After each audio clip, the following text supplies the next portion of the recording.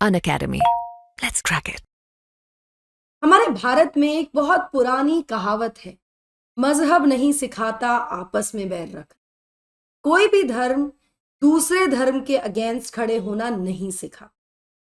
इसके बावजूद भी कुछ ऐसी घटनाएं होती हैं जहां पर कानून लाने की अनिवार्यता हो जाती है दोस्तों, इन घटनाओं को रोका जा सके। नमस्कार, पाथफाइंडर पर आप सभी का स्वागत है। मेरा नाम है निधि। ऐसा ही कुछ डेनमार्क और स्वीडन में हुआ, जिसके चलते डेनमार्क में आ गया कुरान लॉ। तो मैं आपको बता दूं कि इस्लाम विरोधी प्रदर्शनों के बाद कुरान जलाने पर प्रतिबंध लगाने के लिए डेनमार्क की पार्लियामेंट ने कानून पास कर दिया। आज के सेशन में हम इसी के बारे में डिटेल में बात करेंगे। पहले न्यूज हेडलाइन देख लेते हैं। चलिए, जब इस तरह के प्रदर्शन डेनमार्क में देखे गए तो जो भी मुस्लिम राष्ट्र हैं या अक्रॉस दी ग्लोब, डेनमार्क सरकार का काफी क्रिटिसिज्म भी हुआ और उनको कहीं ना कहीं ये प्रेशराइज भी किया गया कि भाई इस तरह का कानून लाइए जिसमें इस तरह के जो प्रदर्शन है, इस तरह की जो हरकतें हैं, जहां पर जो रिलीजियस टेक्स्ट हैं उनको अपमानित किया जा रहा है या उनको जलाया जा रहा है, उसको बैन किया जाए। जिसके बाद डेनमार्क की पार्लियामेंट ने थर्सडे को एक कानून पास किया जिसमें गैर कानूनी बना दिया गया है टू बर्न द कुरान को जलाना एट पब्लिक प्लेसेस। इससे उम्मीद ये लगाई जा रही है कि जो भी माहौल बिगड़ा है या जो सिचुएशन एस्केलेट हुई है उसको डी एस्केलेट किया जा सके विद द मुस्लिम कंट्रीज। चलिए, यहां मैं आपको बता दूं, ये प्रदर्शन केवल डेनमार्क में नहीं, स्वीडन में भी चल रहे हैं।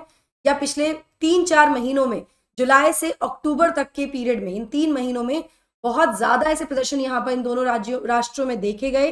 दोनों ही राष्ट्र सेक्युलर राष्ट्र हैं, धर्मनिरपेक्ष राष्ट्र हैं। उसके बावजूद इस तरह की जो एंटी इस्लाम एक्टिविटीज हैं वो यहाँ पर देखी गई, जहां पर जो एंटी इस्लाम एक्टिविस्ट हैं उन्होंने या तो जला दी या डैमेज कर दी कॉपीज ऑफ कुरान, जिससे कहीं ना कहीं पूरे विश्व भर से, specially from the Muslim Nations, ये डिमांड आई कि भाई ये जो सरकारें हैं इनको इस प्रैक्टिस को बैन करना पड़ेगा। According to justice minister Peter Hummelgaard, 500 से ज्यादा ऐसे प्रदर्शन किए गए हैं जहां पर या तो कुरान को जलाया गया है या फिर फ्लैग्स को जलाया गया है। इस तरह के इंसिडेंसेस जुलाई के बाद से रजिस्टर किए जा चुके हैं, 500। तो काफी बड़ी संख्या में इस तरह के प्रदर्शन यहाँ पर देखे गए हैं, जिसके बाद ये निर्णय लिया गया। इसके बारे में और डिटेल में बात करते हैं, बट बिफोर मूविंग फॉरवर्ड, ये मेरा छोटा सा इंट्रोडक्शन है।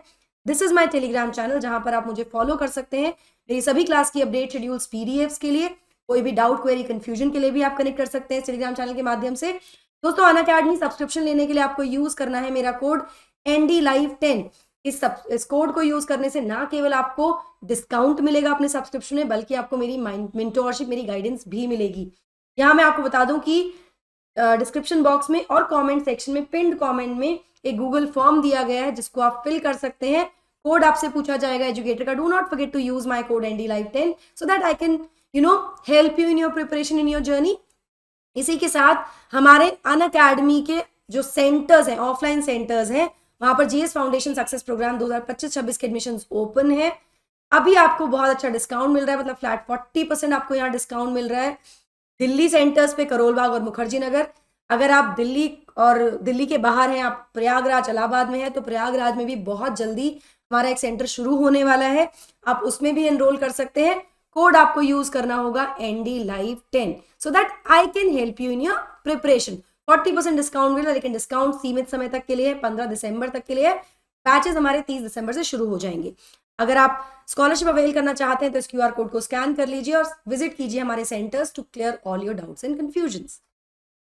चलिए, जैसा कि मैंने आपको बताया कि 3 महीनों में 483, प्रिसाइजली 483 ऐसी घटनाएं देखी गई। तो जुलाई 21 से अक्टूबर 24 के बीच में there were 483 incidences in Denmark. 21 जुलाई 2023 की बात कर रही हूं मैं, ठीक है, जहां पर जो होली बुक्स हैं, जो रिलीजियस टेक्स्ट हैं, उनको जलाया गया या फिर फ्लैग्स को भी जलाया गया। इस तरह की डेमोन्स्ट्रेशंस के को ध्यान में रखते हुए और जिस तरह से डेनमार्क सरकार का क्रिटिसिज्म हो रहा था across the world, Danish government ने सरकार ये डिसीजन लिया कि भाई इस तरह के जो एक्टिविटीज हैं जहां पर सम्मान नहीं किया जा रहा है, अपमान किया जा रहा है रिलीजियस टेक्स्ट का, उसको बैन कर दिया जाएगा, उसको इलीगल घोषित कर दिया जाएगा और सजा का प्रावधान भी यहाँ पर दिया जाएगा। तो जैसा कि मैंने आपको बताया कि ओवर अक्रॉस द ग्लोब तो क्रिटिसिज्म हो ही रहा है, लेकिन मुस्लिम कंट्रीज ने स्पेशल एक्शन डिमांड किया था डैनिश गवर्नमेंट से। तो यहाँ पर प्रोएक्टिव इंसिडेंसेस ने कहीं ना कहीं बहुत ही ज्यादा स्ट्रॉन्ग रिएक्शन इसको मिला from the global Muslim community, जिन्होंने डिमांड किया कि भाई इसको इमीडिएटली रोका जाए। जिस तरह का डिसरिस्पेक्टफुल जो भी अपमानजनक एक्ट ये हो रही है, इनको इमीडिएटली इन पर एक रोक लगाई जाए।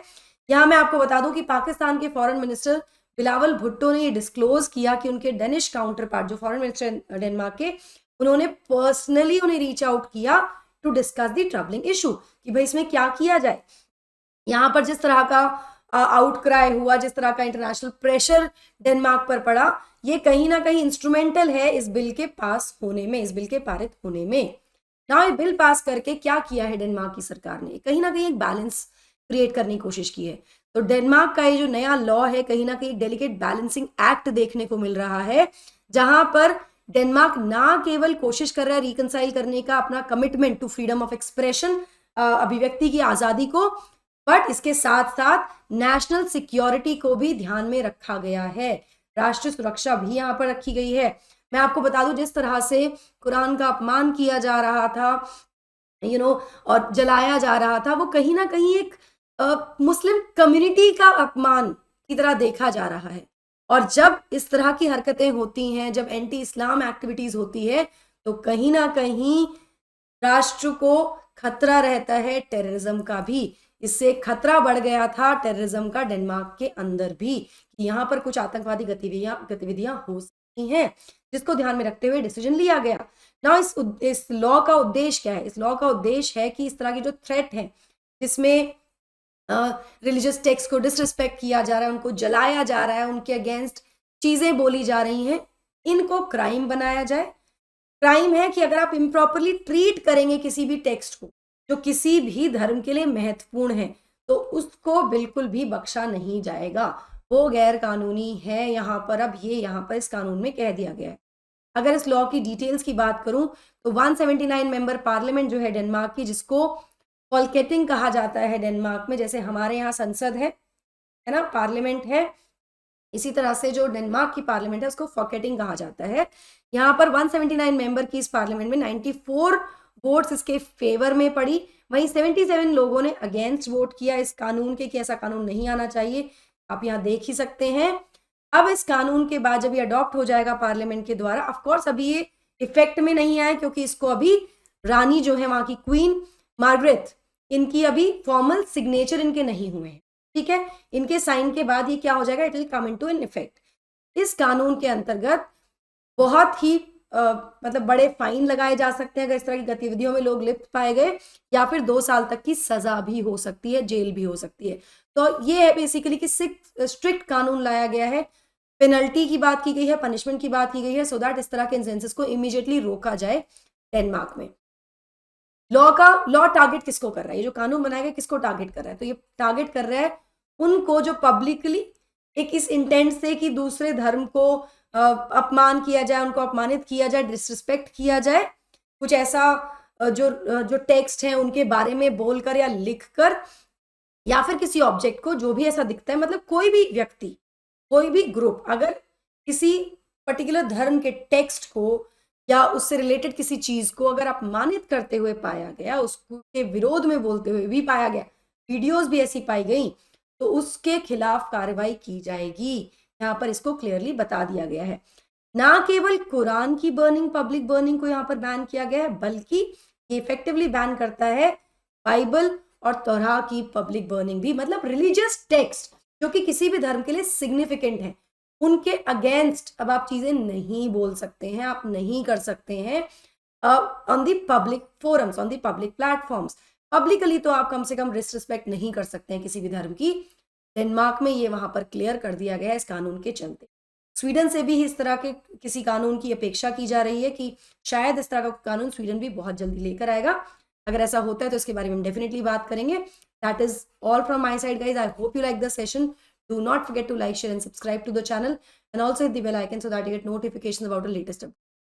इस लॉ के बारे में आपका क्या कहना है मुझे कमेंट सेक्शन में जरूर बताइएगा।